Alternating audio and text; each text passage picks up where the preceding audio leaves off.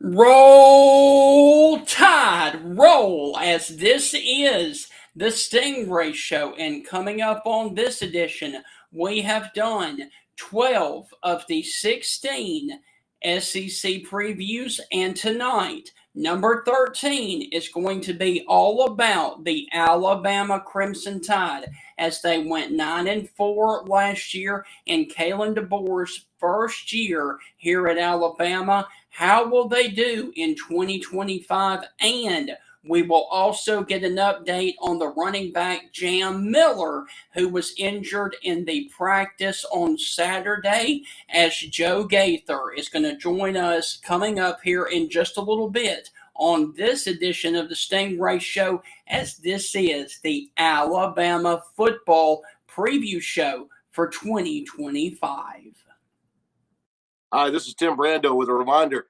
Those of you on Tide 100.9, look out. You're about to feel the buzz of Stingray. Welcome back inside the Stingray Show, and we are about to get to our special guest of the evening, and that, of course, is Joe Gaither from Bama Central, as he is going to join us to talk about the Alabama Crimson Tide, who are coming off a 9-4 season in Kalen DeBoer's first year here at Alabama. Joe, how are things with you this evening? Oh, man, it's been a great day. We're, 11 days now from kicking off the season, and fall camp is winding down, so things are great, and I'm really, really excited about the 25 season.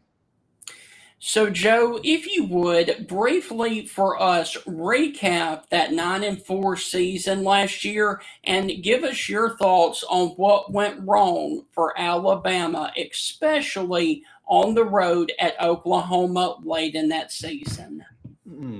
I'm not sure that a whole lot went wrong. I think it was just natural progression from one coach to another. And 9-3, not a whole. I mean, it's bad in Alabama for Alabama standards. It was. It didn't live up to the Crimson Tide standard of basically national championship or bust. But I think that really Coach DeBoer did a good job in keeping the roster together. You did see some guys go in the transfer portal as soon as Coach Saban announced his retirement. But I think that you did a good job keeping the roster together.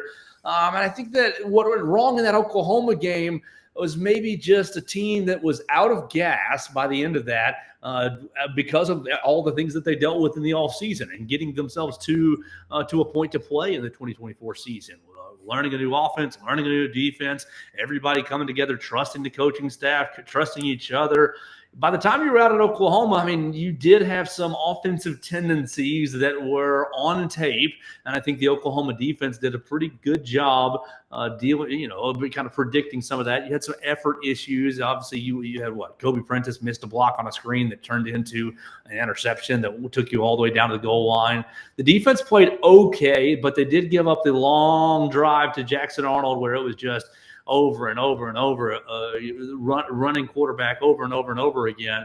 But I think the team just kind of ran out of steam at the end of the year. And you really saw it in the bowl game against Michigan. You were never really in that bowl game and kind of got pushed around on both sides of the ball. So really, I think that's what I think that if you had to espouse one thing that went wrong is the team just dealt with so much transition through spring, Coach Saban retiring, hiring a new coach, dealing with transfer portal, who's leaving, who's staying, and, can we get guys in the spring transfer portal window after DeBoer's first spring? Just a whole lot of circumstances to deal with, and by the end of it, I think the team was a bit out of gas. Gotcha. Joe, coming into this season, what is your biggest concern for Alabama? Is it a position group? Is it depth? What is it in your mind? My biggest concern for Alabama coming into this year is the offensive line. Will the offensive line live up to the hype? You got a lot of hype going into this year, and you've had hype for the last handful of years going into the seasons. But Alabama, really going back to the 2020 season, has had you've had good quality offensive linemen, but you haven't had a really outstanding unit. And so you've got quality offensive linemen this year in Caden Proctor and Parker Brailsford. Do you have a quality unit? Do you have a quality group of five? seems like Cam Dewberry has asserted himself as the starting left guard, transferring in from Texas A&M. You seem like Wilkin Formby has asserted himself as the starting right tackle. We saw him last year really, really struggle at times and basically lose the position battle to Elijah Pritchett, who ended up transferring out. So can he step into that role and be a quality right tackle? And who's going to play right guard? We all thought it was going to be Jaden Roberts going into fall camp, but Jaden Roberts has dealt with some injury issues, dealt with a bit of a concussion, and you're seeing Gino Vandermark, you're seeing Olaso Lennon, you're seeing a lot of guys take a swing at right guard. It seems like it's going to be Gino Vandermark to get the season started, and you hear all the right things about him, but really, will the unit gel as a group of five? Everybody's making this about Ty Simpson and can he be, Alabama's starting quarterback and how will he play and this, that, and the other. But with the holes on the offensive line, anybody can play quarterback and it's going to be trouble. So I'm wondering how these new players will fit into the offensive line. Will Jaden Roberts get healthy and retake the starting right guard spot? Will Wilkin Formby and will Cam Dewberry step into their new roles and play well enough to really make it a group of five, not just, hey, you've got a potential top 10 pick in Caden Proctor and probably a second-round pick in Parker Brailsford. What about the other three? So, Joe, if you would, this past Saturday, there was a major injury for Alabama as Jam Miller went down in the scrimmage. Please give us an update on what you've heard about the injury to Jam Miller. Seems like he had an injury on Saturday that initially did not look so bad. He played kind of played through it a bit, but by the end of Saturday, I think he was getting reevaluated, and they said, "Oh, this is a little worse than we thought. This isn't just a bump or a bruise." It sounds like he dislocated his shoulder, dislocated his collarbone. Didn't break it, but dislocated it. And he told some reporters today that there wasn't a real surgery. It was just a procedure to get it back into place. So not overly concerned about his outlook as far as what he's going to be what it's going to be for the year, but he is going to be sidelined at least for this Florida State game and probably the first three games as well. You got a bye week after your ULM and Wisconsin home games. So I think Jam Miller, it's not as bad as it could have been. It's not a break, is what we were told. It's not a broken collarbone, so that's a little bit longer of a timeline.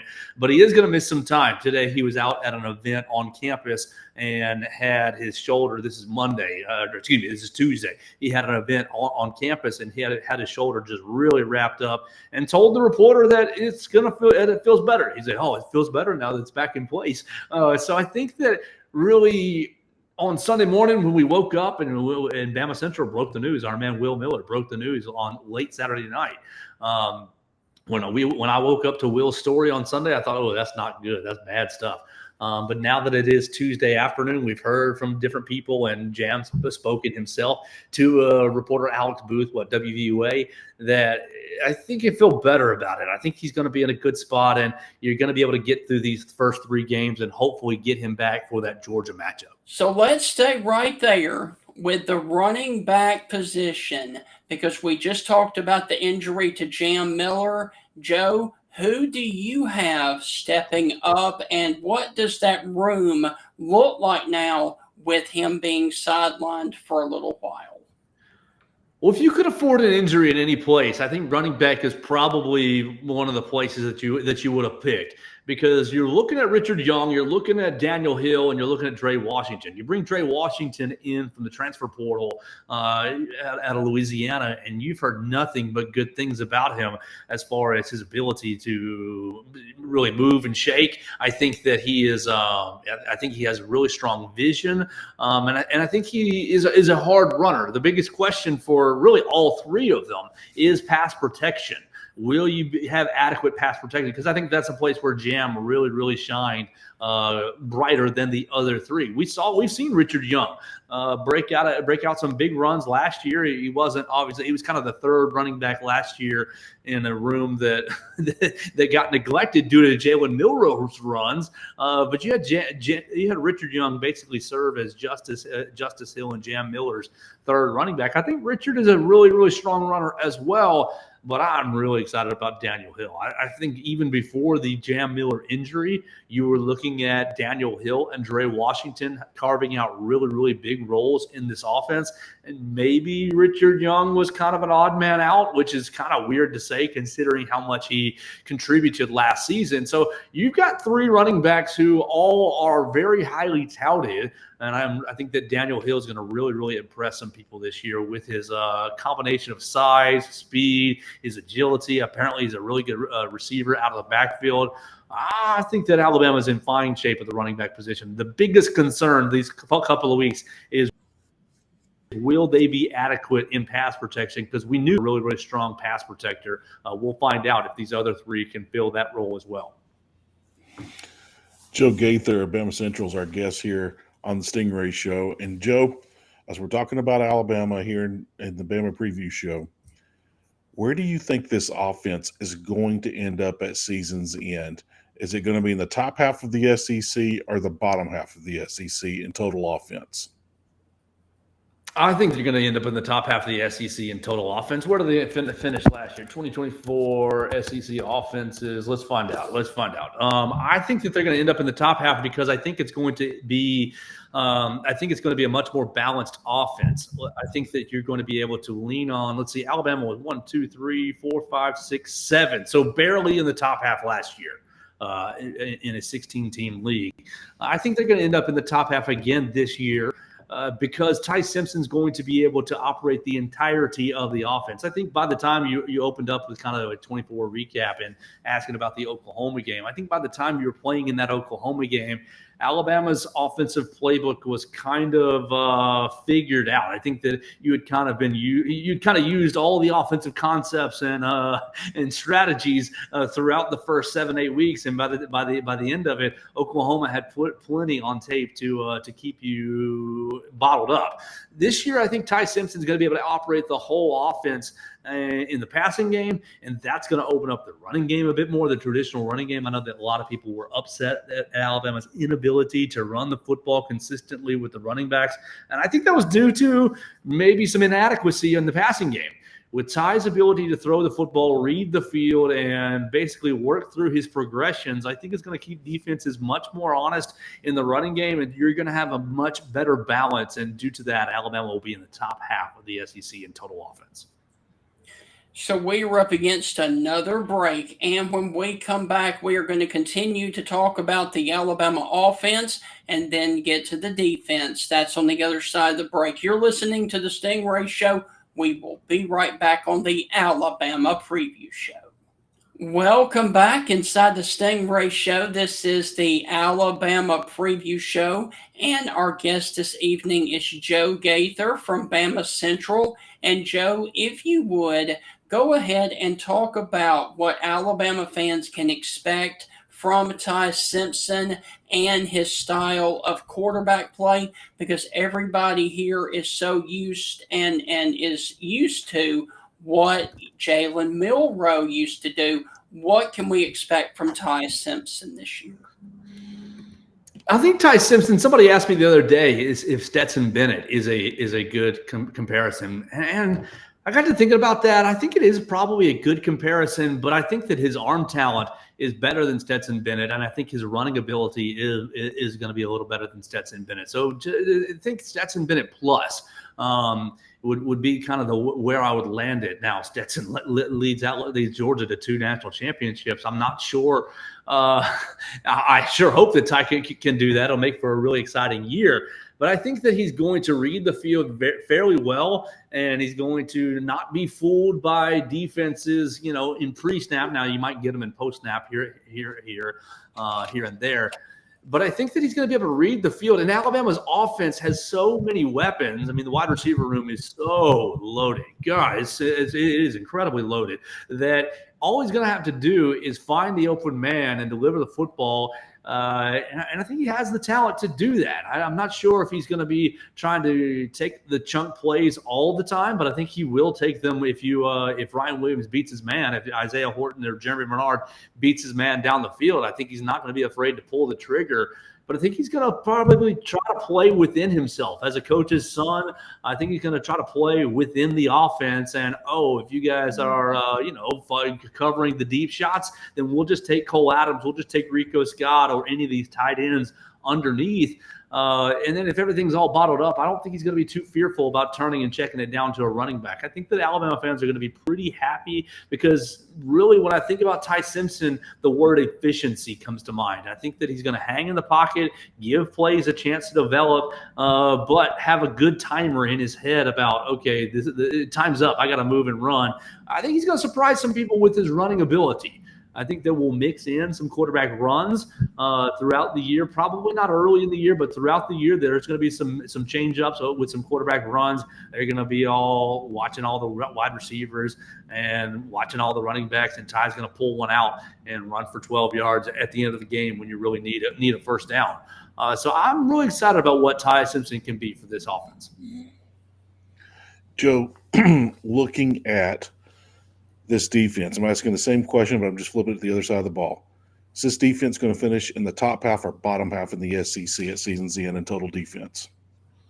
Let's see. Last year, total defense, Alabama is 1, 2, 3, 4, 5, 6, 7 as well. So 7th in both categories. That's pretty ironic. 7th in both categories. I think that they will finish a little better than that. My issue with them is really have they shored up the run fits? Have they shored up the run fits, and how will they deal with quarterback run? And we'll find that out right there in the first week as you're playing Thomas Castellanos and Gus Malzahn. Gus Malzahn's going to torture you with 3 yards in a cloud of dust, misdirection, and quarterback run. I think they're going to finish better than 7th, but it's really how well that they fit the run. Now, in the pass game, the defensive backfield is really, really talented. And I knew you're going to get a guy like Dijon Lee, true freshman from California, on the field. And really, it's going to be a rotational system on the back end. How does Xavier Brown, how does Damani Jackson? I mean, those guys are your incumbent starters, and you're hearing – smoke signals that Dijon Lee's pushing one of those guys out or moving one of those guys to the Husky position so that they have to play the nickel because Dijon's playing so well. You bring back Bray Hubbard, you bring back Keon Sabb on the back end. You got Xavier Mincy as well, who's going into his 2nd year in the system. I think the defensive backfield is going to be really, really, really talented. So will the other teams be patient enough to play the underneath game? And I think that you're going to force teams into playing really, really patient. And can you be consistent against this defense? That's going to be the big question. Will Alabama's defense turn you over? They turned a lot of people over last year. The sack numbers were just horrible, though. Bad, really bad. So really you want to see improvement in the getting after the quarterback in the sack numbers, and you want to see improvement in fitting the run, particularly in quarterback run situations.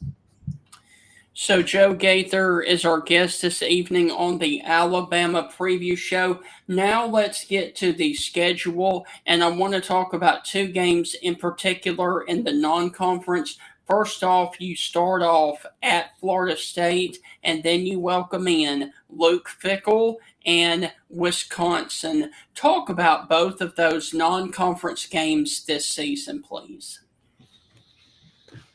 Well, I think the Florida State game is going to be a bigger challenge than most Alabama fans are considering it, at least today on Tuesday, August 19. I think that you're dealing with several elements that'll stack up against you. Not that Alabama's going to lose, but that it's going to be an uglier game. I think everybody sees 2-10 last year and sees the turmoil that was Florida State's program and thinks, oh, it's going to be a cakewalk win. I see elements, and the elements are the heat. Elements are the environment. Alabama struggled on the road. We've already kind of covered that in 2024. You've been practicing in the morning, and the Tallahassee heat is a bit different than the Tuscaloosa heat, even though, look, the Tuscaloosa heat is pretty formidable. But you've had a more mild August than maybe you would have liked. And then you look at Florida State, you bring in Gus Malzahn. He brings his offensive line coach from UCF. They bring in 4 transfers along the offensive line. Does Thomas Castellanos really scare you? No, but I think his style pairs up with Gus Malzahn in such a way that they could frustrate you. And going back to Heath's question about the defense of the quarterback run situation, I think Gus Malzahn is going to have that pretty dialed in right from the jump. And Castellanos is a really good athlete.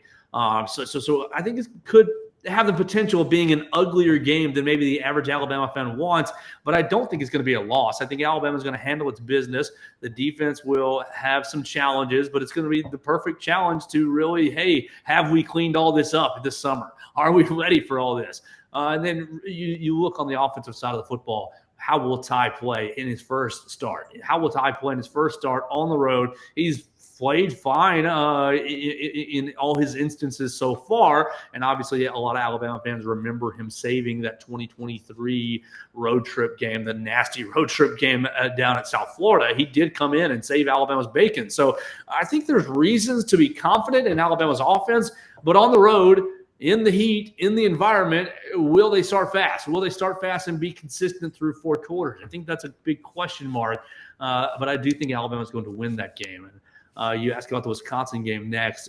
I'm not really concerned about that based on Alabama going to Wisconsin and kicking their rear end last year. I think that Wisconsin is a great name, great Big Ten name, and Alabama's going to be able to put a Power 4 win on its resume. But I don't know if the elements are there for the Wisconsin Badgers to make that an overly challenging day. Joe, I always look at everyone's schedule in the SEC, and I look at the off weeks and these cupcake teams to see who you're getting rest for, and maybe trap games later on in the season, this and that. But as you mentioned, you start at Florida State, and then fear the hyphen. Louisiana Monroe, I don't think anyone's worried about that billboard or T-shirt being reprinted anytime soon. As you mentioned, Wisconsin. Then you got the off week for Georgia. So you play probably a physical team in Wisconsin, but nothing over concerning. You get the off week before you go to at Georgia. And then you got that nice stretch at Missouri, Tennessee, at South Carolina. Then you get an off week with LSU, and then you have your last game, non-conference game, with Eastern Illinois. So it looks like the schedule sets up nicely where some of these games are. I was a little concerned when you start the season with 3 non-conference games. No one else in the conference does that. So I was a little concerned at first, but then just kind of looking at how the schedule balances out, I was like, this schedule does kind of favor Alabama and their season here. With that, where do you think could be a hiccup in this schedule? Really, I think at South Carolina is the first place you need to start because of where it falls in the schedule in between Tennessee and LSU. Now, you get the bye week before that LSU game, but at South Carolina, you've already played your stretch of Georgia, Vanderbilt, Missouri, Tennessee, and then you go to South Carolina. Will the team have enough gas to get through that 5-game stretch? And Lenore Sellers in South Carolina, I mean, they left points on the table last year here in Tuscaloosa. And I think that they're probably looking at that as a game that they really want to win and a game that could really send them into the playoff conversation if they've handled their business before that. So I look at South Carolina being the first kind of big pitfall. Obviously, Georgia is what it is. That's going to be a heavyweight fight. You respect Georgia, and I think that Georgia really revamped its wide receiver core this year, a place where they really struggled last season. I think maybe Carson Beck got more hate than he deserved based on inadequate play at the wide receiver position. They went out and addressed that in a big, big way. So Gunnar Stockton is set up for him to be successful. I think the Georgia game is obviously one where Alabama could find itself on the wrong end of things. Now, I look at the Missouri game as a pretty big point where it's a maturity test. And, Alabama last season had beat Georgia. Then you go up to Vanderbilt and you lose, and you weren't really ready for it. It was a mid-afternoon game that you just weren't ready for, that you didn't look plugged in for. Well, you're looking at Vanderbilt and Tennessee on Vanderbilt on the 4th and Tennessee on the 18th. Right in between there, you've already got the Vanderbilt and Tennessee game marked as revenge games. Oh, we got to get those back. Well, have you beaten Georgia or played a war with Georgia and then come back home and beaten Vanderbilt in your first revenge game and then go ahead and stick your eyes ahead 2 weeks to the Tennessee game back at home thinking, oh, Missouri, we beat them 34-0 last year. They're not going to be this. They lost their quarterback. They lost Luther Burton. They lost all kinds of things. New transfer running back Ahmad Hardy looks like he's going to be a stud, but you've lost a lot on Missouri's offense. Are you treating it the same way that you treated Vanderbilt last season, where you don't go up to Missouri. It's an 11 a.m. game. You aren't plugged in. You're already thinking about Tennessee the week after. Are you treating that with its proper respect? There's nothing that Eli Drinkwitz would love more than to beat Alabama and to say, Nana no boo-boo, we're Missouri Tigers, let us in the playoffs. I think that is a place that not a lot of people are looking at as a potential trap. So I'll go Georgia. Just is what it is. It's probably got to be number one just because of the quality of the opponent, where it is on the schedule, and being on the road. And South Carolina probably two. Missouri 3, and of course Auburn 4. At Auburn, Nick Saban always struggled down there, despite his record against the Tigers. Always had some struggle wins and some miracle losses. So yeah, Kalen DeBoer's first trip to Jordan-Hare Stadium becomes a pretty big question mark for me. I think Alabama's road schedule is pretty brutal this year. All right, so we've talked all about it. Now I'm going to put you on the spot. Give us a record that you think Alabama will do in 2025, coming off a 9-4 record last year. I think that Alabama's going to end up at 11-1 is kind of my feel. I think they're going to drop one of these games, and it might be at Georgia, and then that lights them on fire, and they take care of business the rest of the way. It might be they've beaten Georgia, and they've run out of gas for that trip to South Carolina. They lose to South Carolina, then they get a bye week for the last stretch. I think 11-1 is kind of where I'm feeling right now. Okay, and do you have this team making a deep run in the playoffs to get to the championship game, or is that going to be for next season? Well, that's so circumstantial based on who's playing and who's in the playoffs and where those things are. Do I think that the team is talented enough to make a deep run and to win the national championship? Yes, I think that they're absolutely talented enough to do that. But it's just so circumstantial on, are they playing in the first round on the road, or is Alabama hosting a first-round game? God, that'd be insane. That would be so much fun. Or does Alabama go to the SEC championship game? The schedules in the SEC, I think that's my biggest problem right now with the 8-game conference schedule, is that they're so imbalanced that you're looking at a team like Texas that has basically one big game on its schedule, two if you count Red River, and you should. But they're going to Georgia, and that's going to be their biggest hurdle. They get Kentucky, Mississippi State, and Vanderbilt. Alabama doesn't get those three. I think the schedules will dictate who ends up playing in Atlanta. If Alabama's in it, then that'll be great for them. They can get a bye, and obviously that'll give them some extra rest. I think Alabama does have the capability of making a deep run. Will they or won't they? Kind of depends on circumstances. Gotcha. You know, Joe, looking at this team from a coaching staff point of view, anything that catches your eye, catches your attention, raises an eyebrow, or you can point to as something like, oh yeah, this is solid. Is there anything there, good or bad, that you look at this coaching staff and you're just kind of like, Yeah, I mean, I think the offensive play calling is really, really intriguing to me, because the last year's offensive coordinator, Nick Sheridan, is now the quarterback's coach. Well, you reunite Ryan Grubb with Kalen DeBoer's staff, and they've always had success together. And Ryan Grubb is the offensive coordinator. Well, Jamarcus Shepard, the wide receivers coach, basically played as co-offensive coordinator last year, and you've got Kalen DeBoer, who's called plays as well. So I think you've got four really sharp offensive minds. And I do think the hierarchy is settled, where Ryan Grubb's calling the plays and Kalen DeBoer's kind of playing his co-pilot, at least on the offensive coordinator position. But I think with the experience of Sheridan and the experience of Jamarcus Shepard, you're going to have four guys who are able to keep each other on track, really basically play co-pilots with Ryan Grubb and say, hey, don't forget this, or hey, we haven't ran this play and that play in a while.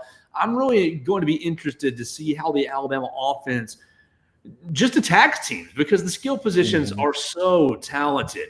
And it's just going to be about, can you put Ty Simpson into good positions? And I think they'll be able to do that. And because of the experience that they all have together as a staff, and because of the experience that they gained last season together. All right, as we head out the door, this has been an absolute blast. Joe, who do you have winning it in Atlanta in the SEC championship this season? Oh, goodness. I'll have to go back to the previous answer and talk about circumstances. And I do think Texas is going to be there based on their schedule. I think that Florida's a really good team, but their schedule is hell. I think LSU is going to be a bit overrated, and I think South Carolina is a bit underrated, but their schedule also is not so fun. Will Georgia navigate its schedule? I think it's going to depend on really that Alabama Georgia game, and then what Georgia does after. Does Georgia beat Alabama and Alabama goes unbeaten and Georgia drops another? Maybe so much circumstances. I picked Alabama at the SEC media days, so I may as well stick with that Alabama over Texas. Okay, good. Heath, you got anything else, or are we good? No, we're good. Okay. So, Joe, look, this has been an absolute blast. Thank you for taking time to join us on the Alabama Preview Show, and any final words that you would like to say about this season for the Crimson Tide of Alabama. The floor is all yours. Well, just follow us at BamaCentral.com, Alabama Crimson Tide on SI. We do a daily show, the Joe Gaither Show on Bama Central. So we'll be talking about each and every game, bringing on some big guests, breaking down the games on Mondays, and really predicting games on Fridays. It's going to be a big season, Stingray. I can't wait to see it. Yep. Roll Tide, man. There we go. Hope to see you soon. All right. Thank you. Yes, sir. So, guys, that is going to do a wrap on the Alabama Preview Show. Really do want to thank Joe Gaither for joining us. Heath, briefly, looking at the schedule and everything that was just discussed, how do you have Alabama faring in the second year of Kalen DeBoer? I won't break it down game by game. I'm just going to say better than year one. Okay. I think it's going to be better. I think Bama fans are going to be happier. I think they're going to be a little bit at ease. The only thing I'm slightly concerned about is we saw them come out flat against Vanderbilt last year. Joe talked about that. They just weren't ready. They weren't prepared. Right. What if they come out flat again? Yeah. I don't think they'll come out flat against Florida State, but what if they come out flat against Wisconsin? Or what if they come out flat against Georgia and they get blown off the field? I don't see that happening. Right. But or Missouri, like he talked about. Well, I was about to say, what happens if you come out flat against Missouri and they beat you 2 weeks in a row and you take another loss to Tennessee? Yeah. Then you're like, oh wow. Yeah. So that's the thing that I'm only concerned about is if and that's a very big if, and I don't really deal with ifs. If Bama comes out flat one game, does it beat them 2 weeks in a row? Yeah. I don't think we're going to have to worry about that. I think if you beat Bama, I think you're going to flat out have to do it, right there. But year two is usually better than year one, and I expect that to be a huge step forward. And it wasn't like year one was terrible. It wasn't. Right. It wasn't. It was not just the standard of Alabama football over the past 2 decades. Yeah, and I would remind Alabama fans of what it was like before then. Yeah. Because everybody else over the age of 40 knows what it was like before Nick Saban got there, and it wasn't pretty. No. It wasn't pretty. Outside of that 1 year that Mike Sheila went 10-2, it was bad.